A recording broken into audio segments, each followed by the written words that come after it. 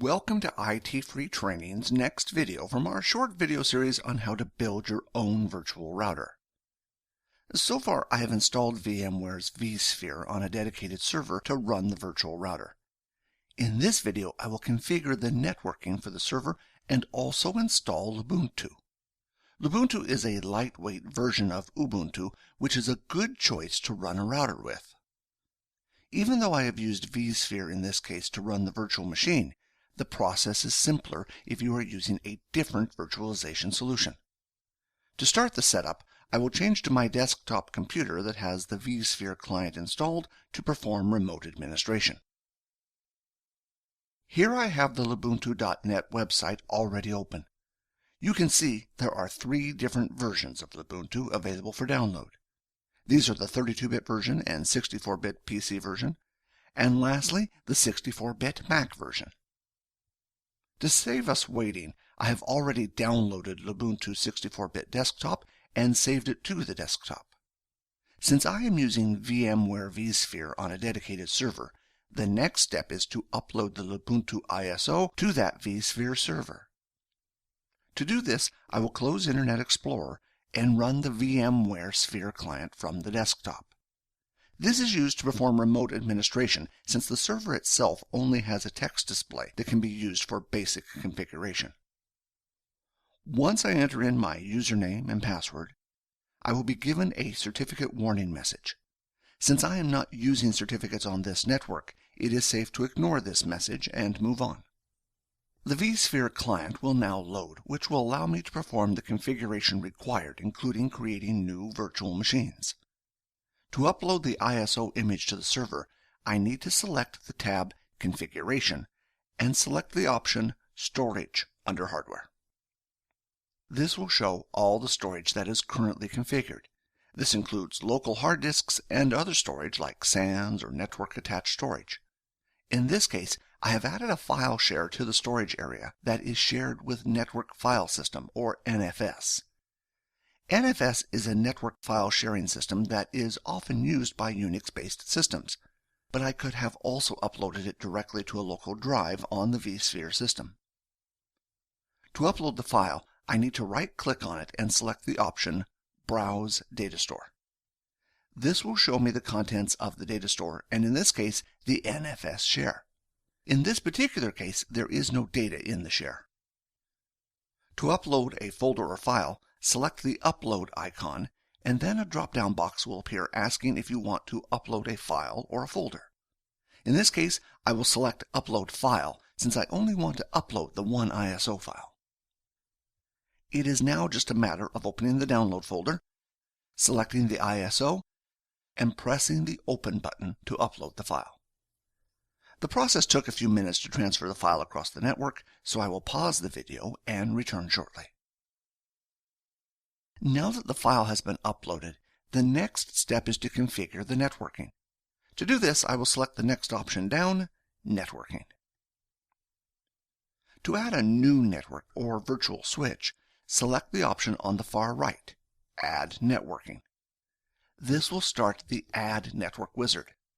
The wizard gives you the choice of virtual machine or VM kernel. In this case, the virtual network adapter will only communicate with other virtual machines on the same virtual network. For this reason, I will leave it on the default of virtual machine. On the next screen, I need to select the new virtual network card that this virtual network adapter will be connected to. In this case, I will leave it on the default of Create a vSphere standard switch. In this case, any virtual machines that I connect to this virtual switch will only be able to communicate with each other. If I want them to connect directly to the network, I would need to select a network card like the Realtek one connected to switch 0. On the next screen, I need to enter in a name for the network. For this network, I will use the name New York Clients. Once I have entered the name and press OK, on the final screen it will show me the settings that I have selected, and once I press Finish, the virtual network will be created. Since I am building a router, this router will connect to a lot of different networks, so I will now add a virtual network for each one, a total of 9 networks.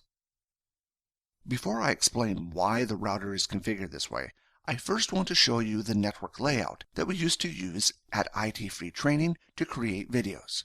Don't be worried when you see this. The new solution is a lot simpler. This solution covers all the possible network examples we use in our videos. It contains 4 different routers used to route traffic. If you are learning networking, this is not a bad step. However, for Active Directory and installing virtual machines, this is overkill. 4 routers means more to go wrong, and as you will see in a moment, there is an easier solution that allows for a lot of the same functionality. The solution that we currently use at ITFreeTraining is we have one and only one router. This is a lot easier to look after than 4 routers, and a lot less to go wrong. One of the network adapters on the router is connected to the internal network, which is connected to the internet. For example, if you were using this setup at home, you could plug the server or computer that is running the virtual router into the DSL device along with other computers in your household. Virtual computers can access the internet using the router. The router will access the internet via the DSL device. Using this system means you can use services like DHCP on your virtual machines without affecting your local network. The router is now connected to the internet, but this will not be that useful unless we add some networks. The first one I will add is New York clients. This is the main network that we use. Unless there is a reason not to, we always use this network to make things simple. This is also the home of NYDC1, which we attempt to use for demonstrations whenever possible. The next network I will add is the network for London clients and the network for Los Angeles clients. These networks contain their own domain controllers and are used in videos where multiple sites are required. For example, in the Active Directory videos for setting up different sites. If you have watched any of the previous videos, you may remember the site Washington. Washington was changed to Los Angeles as New York and Washington are too close together geographically and thus caused us a number of issues when displaying them on maps in the videos. On the old network, in order for a packet to get from New York to London, it would need to go over 2 routers. In the real world, it would more than likely be more routers than this to get between 2 sites. The point to remember from a learning perspective and a home network perspective is when dealing with the concepts between different sites, it does not matter if it goes over 1 router or 20 routers if it is still configured the same. For this reason, you can see why we dropped the extra routers, because unless you are studying networking, the extra complexity will not help you. In fact, it only gets in the way. These are the main networks that will be used, but there are also some extra networks that have been added. The next 2 are New York Test Network and New York DMZ. In some cases, a company may want to test a new product or technology on a separate network before they use it on the corporate network. This network is for that purpose. The DMZ, otherwise known as Perimeter Network, contains servers that need to be accessible on the Internet. For example, we may install an email server here or a web server. In the real world, this network would be separated from the main network via a firewall, and traffic for the internal network may need to travel through this network to reach the internal network. Once again, for the sake of keeping things simple, it is placed on its own network like the others. The next network that I will look at is the secure network. This network is used in demonstrations where clients need a higher level of security. For example, this network contains company secrets. The next 2 networks are the East and West networks. These networks are used when child domains are required. For example, east.itfreetraining.local and west.itfreetraining.local. The last network is high-cost training. This network is used for a second company that the main company does work with. For example, if the video was looking at a forest trust, a trust that combines 2 Active Directory environments together, the high-cost training network would be used with the ITFreeTraining network. That's it for the networks. The last thing to do is add all the IP addresses for the network adapters. You can see it has gotten a little bit more complicated, but essentially the router is providing routing services to the network adapters connected to it.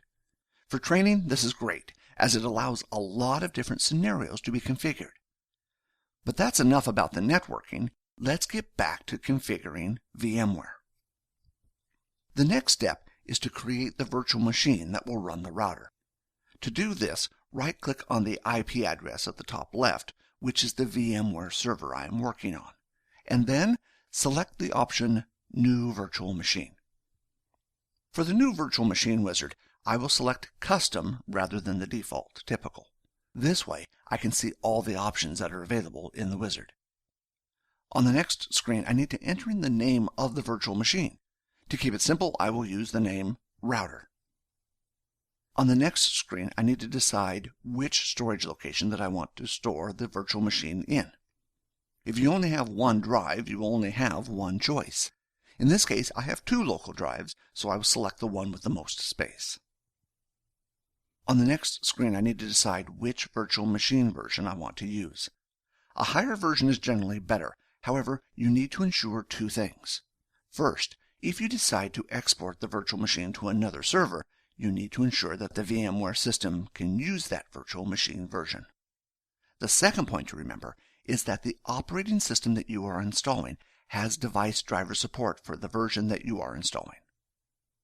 Generally, a lower virtual machine version will have more compatibility, but may also lack features.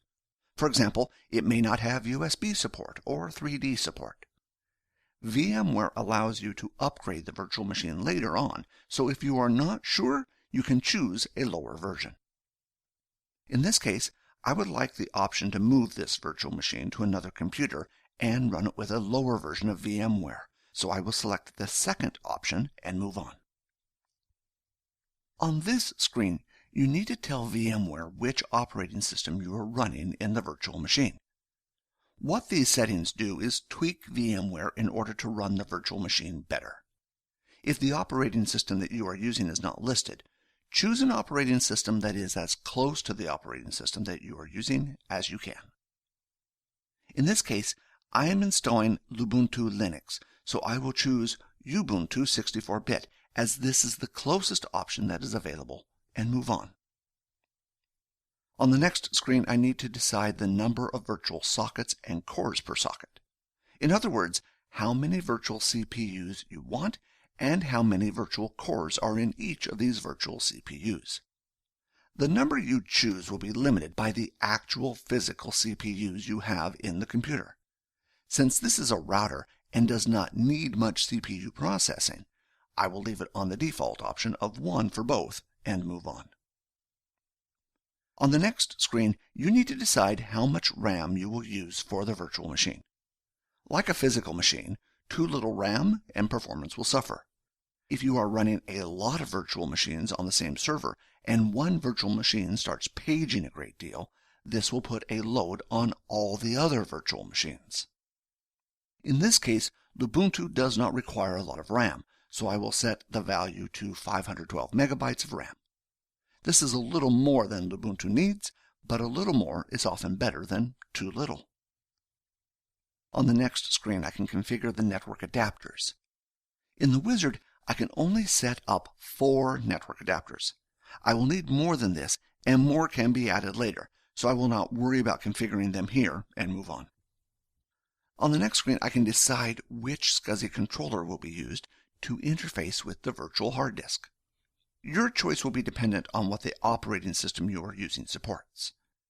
The choice VMware Paravirtual uses an interface that communicates directly with the hardware rather than using a virtual adapter, which is faster. This is the best option for performance, but in this case, I will leave it on the default for maximum compatibility and move on. On the next screen, you can decide if you want to create a virtual disk or use an existing one. Since this is a new virtual machine, I will need to create a virtual disk. However, if you had an existing virtual disk, you could select it here.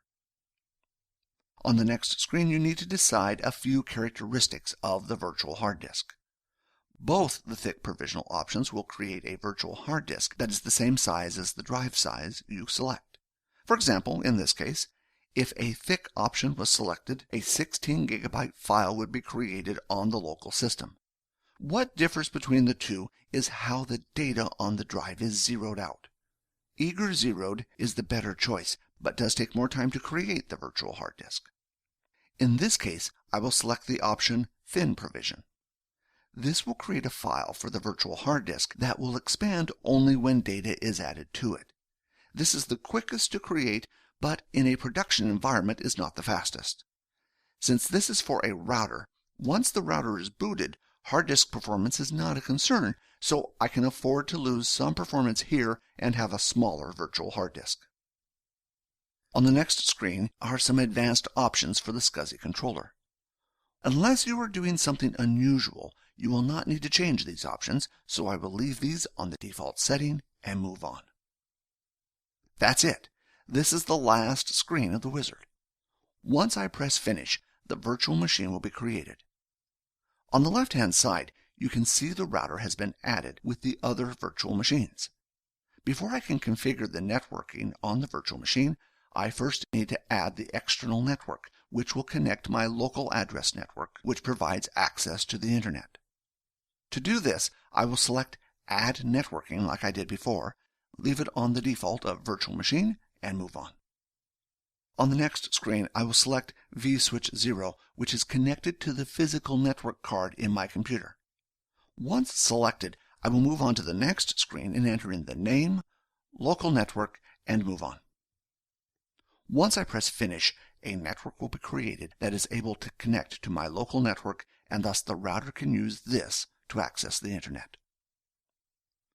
Now that I have all the configurations set up, I can select the virtual machine router in order to configure the network on it. To do this, I need to select the option Edit Virtual Machine Settings. This is where the network settings and other settings for the virtual machine are configured. I have 4 network cards already installed. I will select the first one and then set the network connection on the right-hand side to Local Network, the second to New York Clients, the third to New York Test Network, and the fourth to New York DMZ.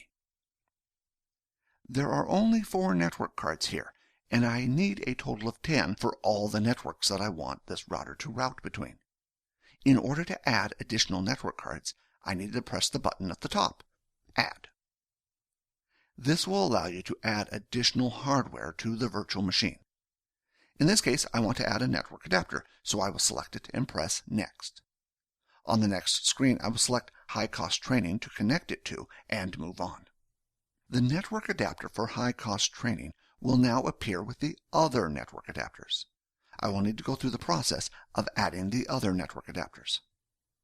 To understand which network adapter is assigned to which network, notice that on the network diagram, each connection is labeled F0 through to F9, giving a total of 10 network adapters.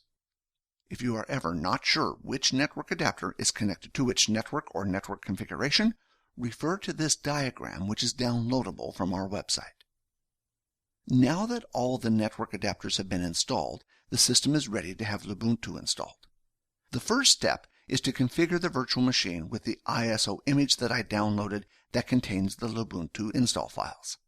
To do this, I will select Edit Virtual Machine Settings once again, and select the CD/DVD drive. From the left-hand side, press the button Browse to browse to the ISO file that I downloaded earlier. After the ISO file has been selected, make sure the tick box at the top, Connect at Power On, is ticked. If this is not ticked, the DVD will not be available to the virtual machine until this option is ticked. I'm now able to press OK to save the changes and select the option Power on the virtual machine. Now the machine is switched on. I can see what is happening by selecting the Console tab. On the first screen, I need to decide which language I want to use.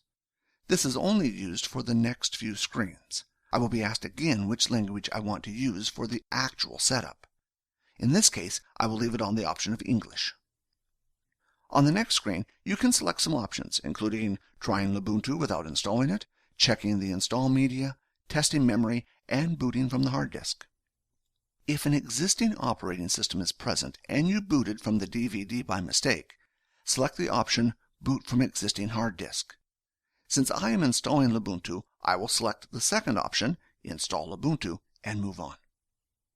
The Lubuntu install will now start. On the first screen, you'll be asked which language you want to use, which I will accept the default of English and move on.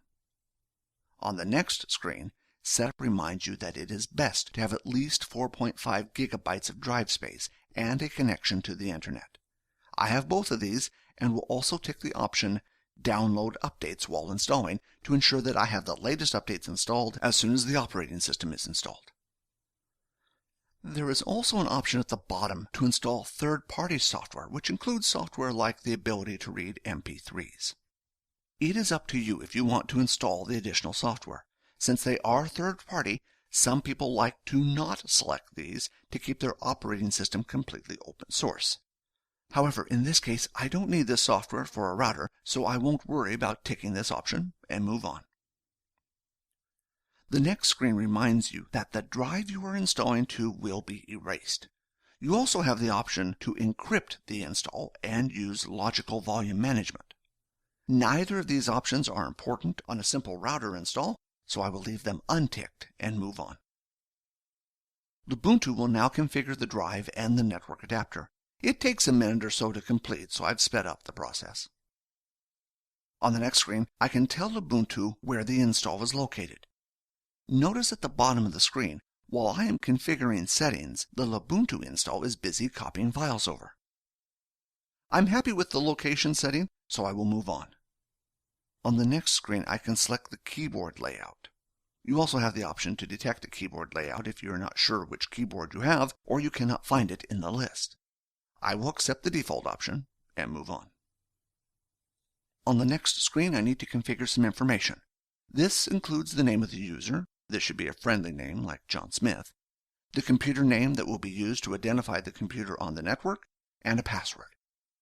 In this case, since this install is only used to perform routing, I will enter the name, computer, and username all as router and move on. Lubuntu is now installing.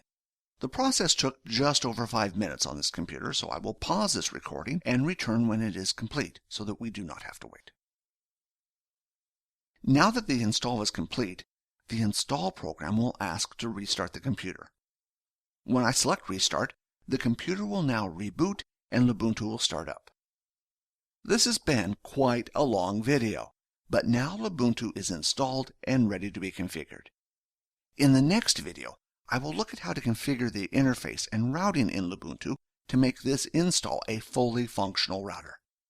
I hope you found this video useful, and I hope to see you in the next one.